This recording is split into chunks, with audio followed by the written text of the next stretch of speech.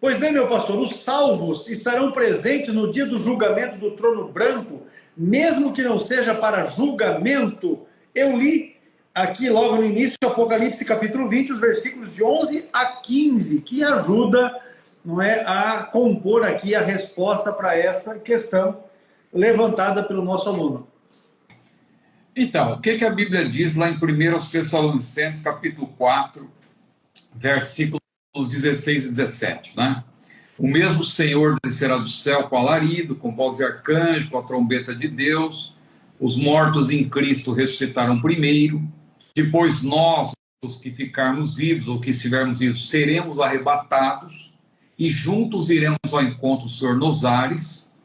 E assim estaremos para sempre com o Senhor. Então eu entendo que esse para sempre com o Senhor indica que onde o Senhor estiver, nós estaremos. Nós sabemos que Jesus será o justo juiz em todos os julgamentos escatológicos.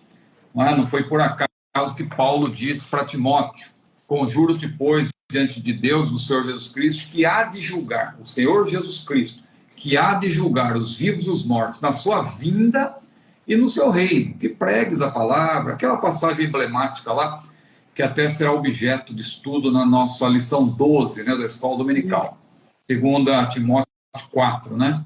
Então, olha que interessante, Paulo disse que Jesus vai ser o justo juiz. Ele é o justo juiz, aliás, mas nos juízos escatológicos, nos julgamentos escatológicos, ele vai ser aquele que vai conduzir o julgamento, na sua vinda e no seu reino. Então, todos os julgamentos escatológicos, a partir do arrebatamento da igreja, né? Porque julgamentos escatológicos são aqueles a partir do arrebatamento. Então, nós vamos ter o tribunal de Cristo, que não é um julgamento para efeito de condenação, é um julgamento para galardão, né? Efeito de galardão, ou perda de galardão.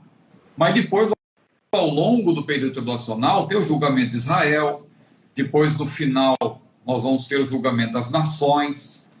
Depois nós vamos ter também o julgamento de Satanás e suas hostes. E vamos ter o trono branco. Pelo menos 5 julgamentos escatológicos estão previstos ainda, não é? E Jesus será o juiz em todos eles. E considerando que nós estaremos para sempre com o Senhor, e também considerando que Jesus prometeu que o vencedor se assentará com ele no seu trono para julgar. Então, claro está, né? Isso está lá em Apocalipse, capítulos 2 e 3, naquelas promessas às igrejas da Ásia, que são igrejas que realmente existiram, mas elas foram escolhidas em número de 7 justamente para ser uma representação da totalidade da igreja. Tanto é que ali se menciona: quem tem ouvidos ouça, que o Espírito diz às igrejas, né? Ao que vencer. Então ali, claro, toda vez que você lê ali ao que vencer, já se torna uma promessa geral. Não é só uma promessa para aquela igreja em particular que estava recebendo a mensagem como destinatário original. Ao que vencer. Então, qualquer salvo que vencer e estiver para sempre com o Senhor, ele vai estar presente nesses julgamentos escatológicos. Agora, o que eu tenho salientado, e talvez seja este o motivo da pergunta do nosso irmão, é que nós vamos estar presentes, mas não na qualidade de réus. Por quê? Nem todos que participam de um julgamento são os réus, né?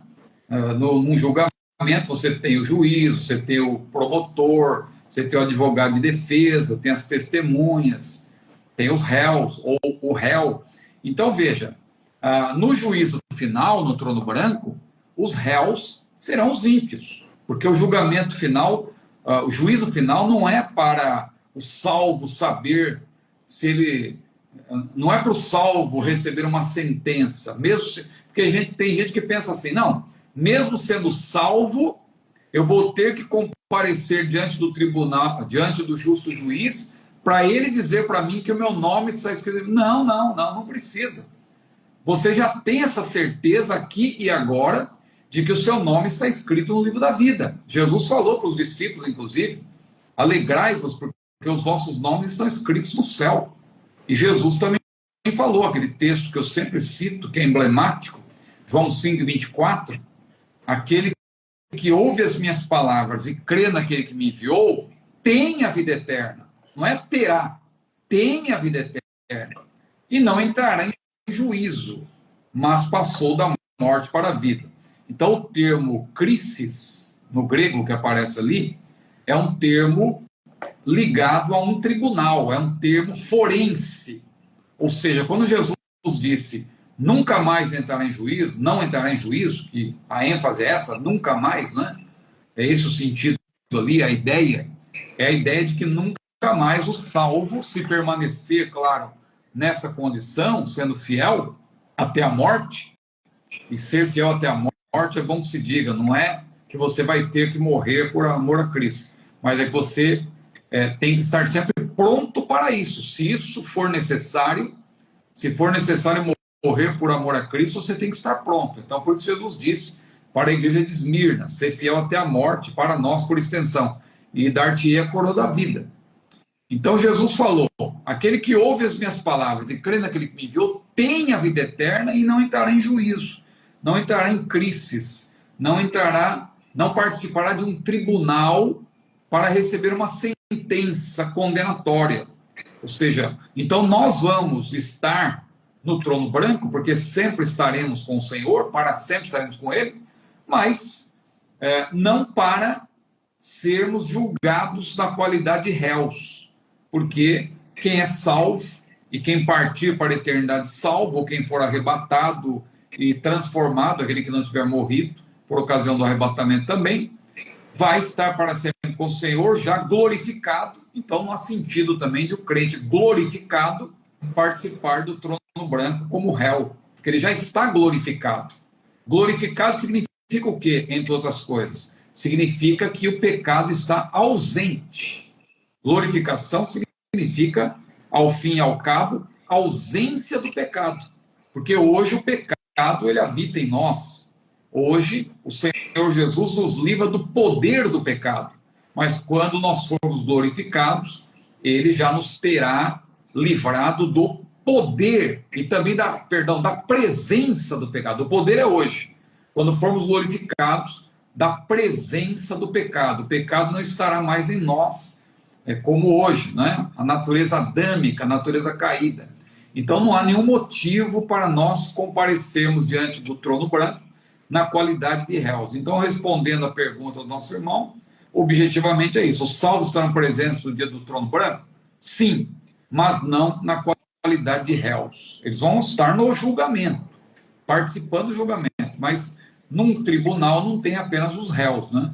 Você tem outras pessoas que estão participando. Maravilha, muito esclarecedor, sempre, né? Sempre muito esclarecedor. Opa.